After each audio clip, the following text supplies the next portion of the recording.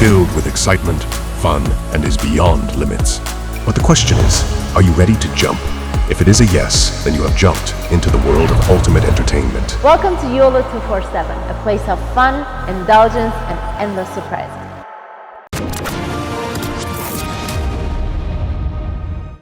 जम्मू और कश्मीर के पूर्व मुख्यमंत्री फारूक अब्दुल्ला जी ने एक बयान दे दिया, बड़ा खतरनाक सा बयान। ये पुराने बेचारे भूखे कारतूस हैं, ये पता नहीं क्यों ऐसी बातें करते हैं।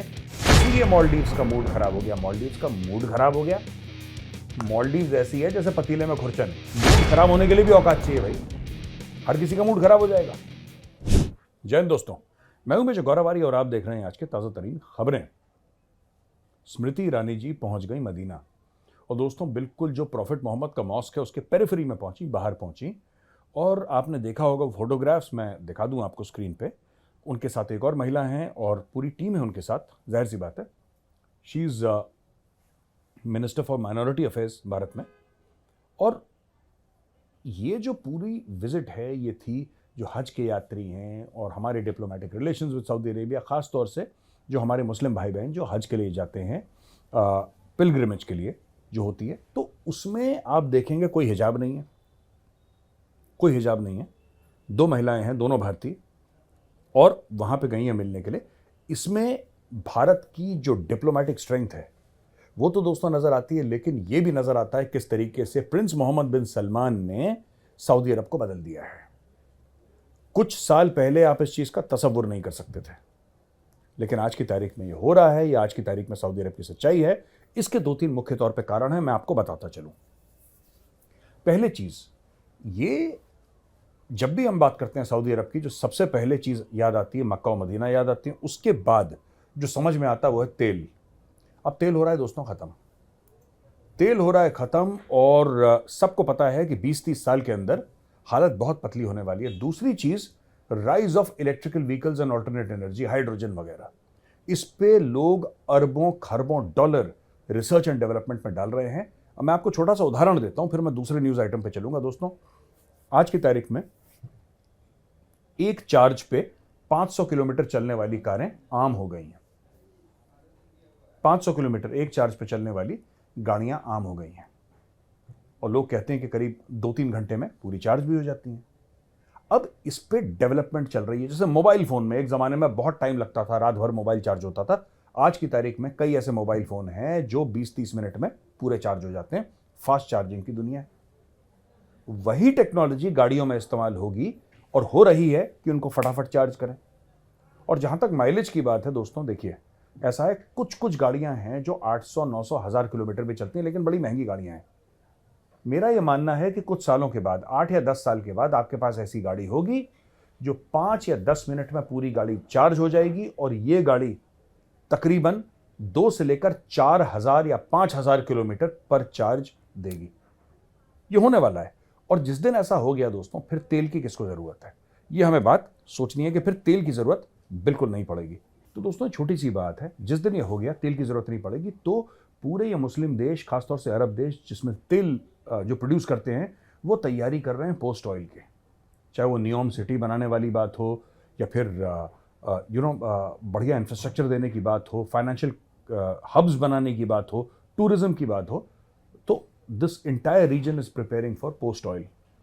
ये बहुत बड़ी बात है। अच्छा, दूसरी चीज है, जो मोहम्मद मुइज़ू हैं, who is the president of Maldives, ये भाई पहुंच गए चाइना। और ये चाइना क्यों पहुंचे? क्योंकि भारतीयों ने वहां पे जाना बंद कर दिया है। तो ये चीन गए। पहले इन्होंने चीनी सिस्टम की बड़ी तारीफ करी, बोला साहब बेल्ट एंड रोड इनिशिएटिव क्या चीज है। वो बोला जनाब इससे तो जिंदगी बदल जाएगी, लाइफ बिल्कुल चेंज हो जाएगी। ये गेम चेंजर है। जैसे पाकिस्तानी सीपैक को कहते हैं ना गेम चेंजर। अब कौन सा गेम और कब चेंज हुआ आज तक किसी को पता नहीं लगा, लेकिन Pakistanis love to refer to the CPEC as game changer. तो यही जबान इसने बोल दी कि साहब ये तो बड़ी कमाल की चीज है।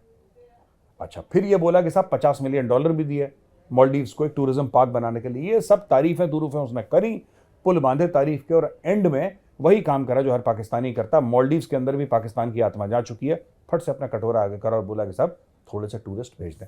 अब चाइना क्या करेगा? लोगों को मार मार के भेजेगा मालदीव्स। नहीं जाना चाहते मालदीव्स, चाइनीज नहीं जाना चाहते मालदीव्स, क्या करेंगे बताइए?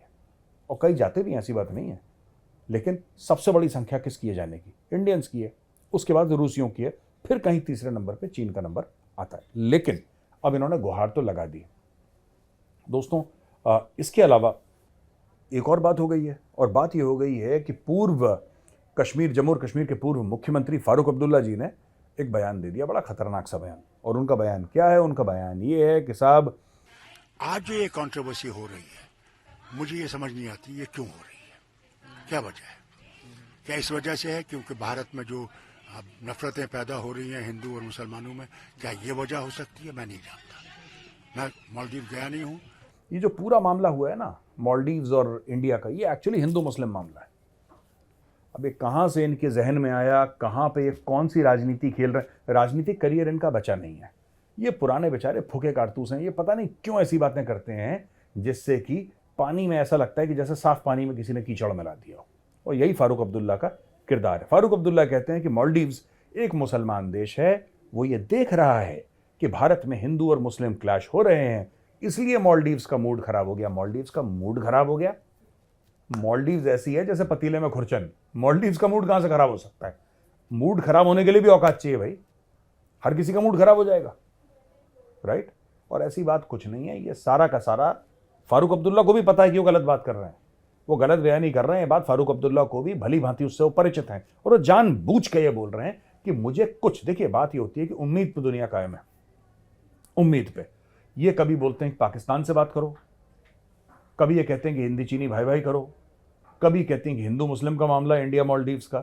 यानी कि इन्होंने कभी डेवलपमेंट की बात नहीं करी, इन्होंने कभी एजुकेशन की बात नहीं करी, इन्होंने कभी इंफॉर्मेशन टेक्नोलॉजी की बात नहीं करी, इन्होंने कभी ये बयान नहीं दिया कि हमारे इतने इंजीनियरिंग कॉलेजेस खुलने चाहिए कश्मीर में, इतने मेडिकल कॉलेजेस खुलने चाहिए, हम सहूलियात क्या फराम कर सकते हैं। आम जो कश्मीरी है, हिंदू मुसलमान सिख हो ईसाई हो, उससे कोई फर्क नहीं पड़ता, लेकिन आम लोगों के लिए हम क्या सहूलत, इसके ऊपर कभी बात करी ही नहीं फारूक अब्दुल्ला ने।